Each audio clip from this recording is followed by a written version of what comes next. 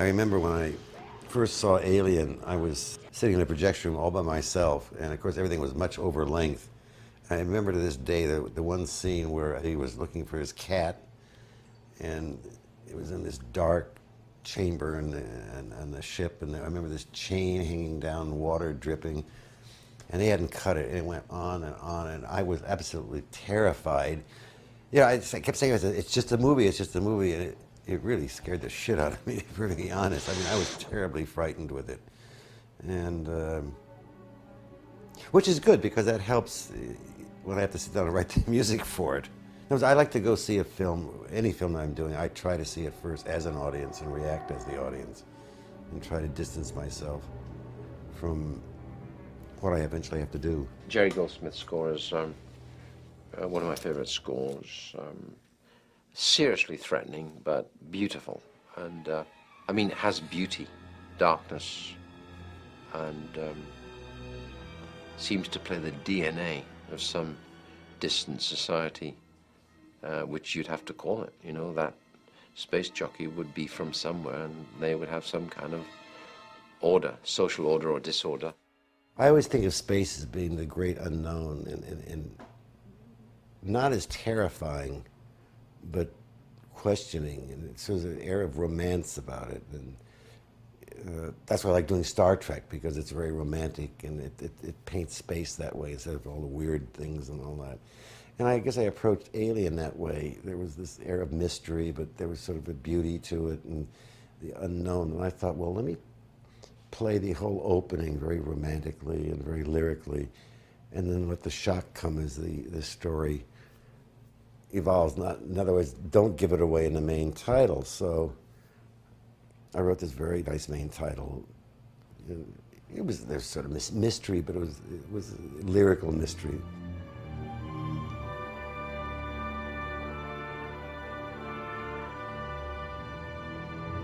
It didn't go over too well, and really I had major disagreements over that. So then I subsequently wrote a new main title, which was the obvious thing, weird and strange, and which everybody loved, and I didn't love, and it was very interesting. Consequently, I kept getting kudos for years after on the main title I wrote for Alien, which was not exactly my choice, and the original one I wrote took me like a day to write it, and the alternate one took about 5 minutes to write. Let me just say to start with, I think the man is a genius. I think he's done the greatest scores, who I admire. But I also feel he's very stubborn, like I am myself, I think. And when it came to Alien, I temped the film myself with as much Jerry Goldsmith music as I could, because I knew he was going to do the film. He's an absolute master of like doing a a rough temporary soundtrack, etc. He's just got this great eye and ear, and he says, I know what piece of music would be great in there. And so he always put the most, which is a real problem sometimes, because you have this free range of, you can choose any music you want. And whenever I do these temps myself, I obviously know by that time who's going to be the composer, and I bend over backwards to find stuff that they've done in various other films to see if I can make it work. Obviously you can't always make it work, so you have to use material from other sources. But I just think it's invaluable, and I must say at times there's areas you can get to work better than they do later, and that's not degrading anything composers do. But I don't think anybody is closer to the film than the director and the editor will ever be. I mean, we live with this, it's ours, and the thing is, when you're trying to create a temp score, and if you're interested in music, which I love, it's a love of mine, then you know the mood you want to create, you know what you want to try and say musically, and I don't think you should try and influence the composers too much, but if you get a mood correct, that's the mood I feel they should go with. They can change the theme, change the orchestration, but keep in mind the mood that we created. I remember when the pods opened, from the hypersleep, they did eventually temp track it, and in that particular scene they had temp tracked it with a piece of music I had written for Freud. And everyone thought that, oh, look how wonderful that music works. I said, it stinks, it's all wrong. I mean, it was sort of a little lullaby that I had written for Freud. So I wrote a piece. I wrote a piece for that, and it was very impressionistic and very mysterious, but pretty, but mysterious, and I thought it worked brilliantly. That thing's gonna eat through the goddamn hall. Come on, what's going on? The film came out with the Freud music in it. Consequently, I got more letters saying, "Sorry to repeat yourself, eh?" They had bought the music from Freud and put it in that spot. So you could see that I was sort of like going at opposite ends of the pole with the filmmakers on the picture. And I don't think he ever forgave me for using like Howard Hanson for the end of the film, and keeping the music that he wrote for Freud for the film. Though that was Fox's decision. You know, they could have said we're using the music that's written, but I do think that what we did on our temp in those areas was better than what he did. And I'm taking nothing away from the rest of the film, because what he did was perfect for it.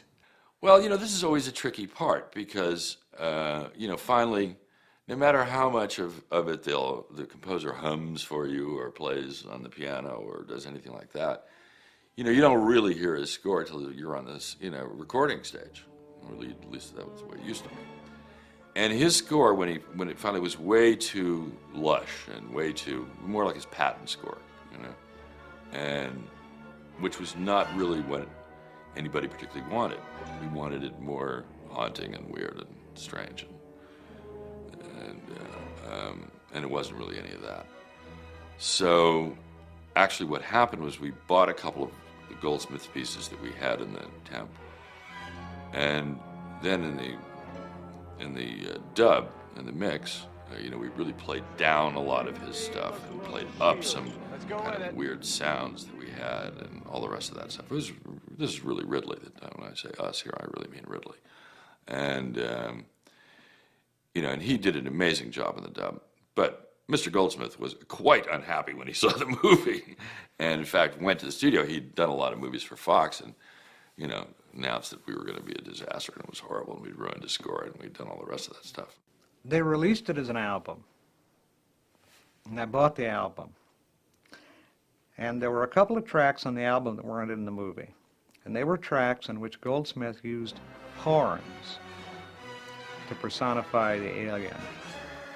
And it was very effective, this creepy, distant honking that comes in, that is clearly meant to be the alien's theme. And it's very effective. It's not in the movie. But then I can't really see any place in the movie that you could use it without it being intrusive. Ridley is a brilliant filmmaker. He's a brilliant visualist, and I think that was just his second film, and he wasn't as articulate then about what the music should do. I think he thinks so much in visuals, and music cannot replicate the visuals. It's not what it's supposed to do. And I think he was thinking more in terms, at least the message I was getting for him is he wanted me to be visual with the music. Well, I can't be visual with the music. That's not what I'm supposed to do. Let the director and the cinematographer put the visuals on the screen. Let me do the emotional element. And I think that's where it became a big problem with me. And fortunately, I had a lot of time to do it, and I went back and redid music, and somehow it all worked out finally in the end. But there was a problem. And I think the biggest problem was just in communication between me and the director. It would be interesting if that film had been made today and Ridley had now the benefit of having made so many other pictures and worked with a lot of different composers, how he would have approached it, with me musically. The real challenge of composing music for films is to write a score that works brilliantly in the film and also has a life of its own that stands by itself. I think many of the great scores of the past work brilliantly in a film, but taken by themselves, they don't stand alone.